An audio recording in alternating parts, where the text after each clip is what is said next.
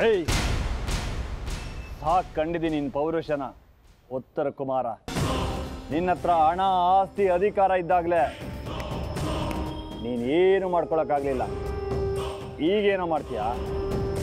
ಹೋಗಿ ಮೊದಲು ನೀನು ಅರ್ಧ ಕ್ರಿಕೆಟ್ ಟೀಮ್ಗೆ ಹೊಟ್ಟೆಗೇನಾದರೂ ಪ್ಲ್ಯಾನ್ ಮಾಡು. ಏಯ್, ನಿನ್ನಂತೂ ಮದುವೆ ಆಗೋ ಮನಸ್ಸಿಲ್ಲ ನನಗೆ. ಬೇಕಾದರೆ ಹಾಗೆ ಬಂದು ನನ್ನ ಜೊತೆಲಿರ್ಬೋದು.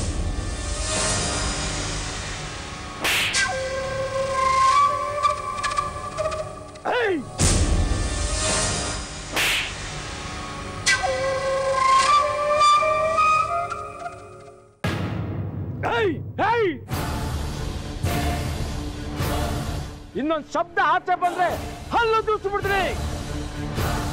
ನನ್ನ ಮಗಳು ಯಾಕೋ ಬೀದಿ ಬರ್ತಾಳೆ, ಅವರಪ್ಪ ನಾನು ಇನ್ನೂ ಬದುಕಿದ್ದೀನಿ.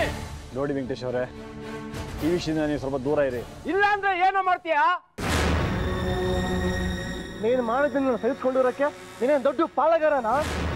ನನ್ನ ಮಗಳು ನೆನ್ಪು ಕಳ್ಕೊಂಡಾಗ ನೀನೇನೆಲ್ಲ ಆಟ ಆಡ್ದೆ. ಅದರಲ್ಲಿ ಸತ್ಯ ಗೊತ್ತಾಗಿ ಜಾನ ಆರೋಗ್ಯಕ್ಕೆ ತೊಂದರೆ ಆಗ್ಬೋದು ಅನ್ನೋ ಭಯದಲ್ಲಿ ನಮ್ಮೆಲ್ಲರೂ ಕೈ ಕಟ್ಟು ಹಾಕಿತ್ತು. ಅದಕ್ಕೆ ನೀನು ಬಚಾವಾದೆ. ಈಗ ನಾವು ಕೈ ಕಟ್ಕೊಂಡು ಕೂತ್ಕೊಳ್ಳೋ ಯಾವ ಸಂದರ್ಭನೂ ಇಲ್ಲ. ನೀನು ಮಾಡೋ ನಾಟಕ ನೋಡ್ಕೊಂಡು ಕೂತ್ಕೊಳ್ಳೋಕ್ಕೆ.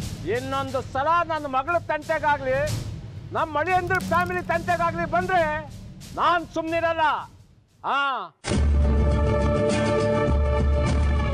ಇಷ್ಟು ದಿವಸ ಇನ್ನೊಬ್ಬರ ಸಂಸಾರ ಹಾಳು ಮಾಡಿದ್ ಸಾಕು. ಇನ್ಮುಂದೇನಾದ್ರೂ ಮನುಷ್ಯ ತರ ಬದುಕದ್ ಕಲೀರಿ.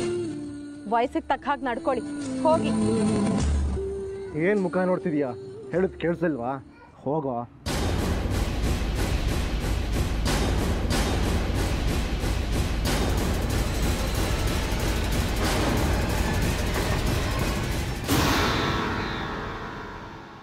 ಒಂದೇ ದಿನದಲ್ಲಿ ಇಷ್ಟೆಲ್ಲ ಅನಾಹುತ ನಡೀತು.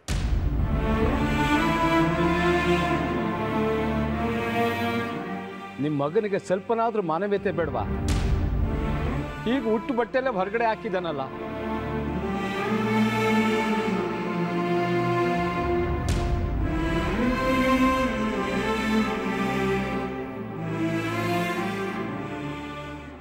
ಅಲ್ಲಮ್ಮ ಜಾನ್ವಿ, ಇಷ್ಟೆಲ್ಲ ನಡೀತಾ ಇದ್ರು ನಮ್ಗೆ ಯಾಕೆ ವಿಷಯ ತಿಳಿಸ್ತಿಲ್ಲ? ಅಳಿಯಂದ್ರೆ ನೀವಾದರೂ ತಿಳಿಸ್ಬೇಕಾಗಿತ್ತು. ನೀವು ಸಣ್ಣ ವಯಸ್ಸವರು, ಎಲ್ಲಿ ಬೇಕಾದರೂ ಇರ್ಬೋದು. ಅನ್ನಪೂರ್ಣಮ್ಮ ಅವ್ರಿಗೆ ವಯಸ್ಸಾಗಿದೆ, ಆರೋಗ್ಯ ಬೇರೆ ಸರಿ ಇಲ್ಲ. ನಮ್ಮ ಕಷ್ಟಕ್ಕೆ ನೀವು ಸಹಾಯ ಮಾಡಿದ್ರೆ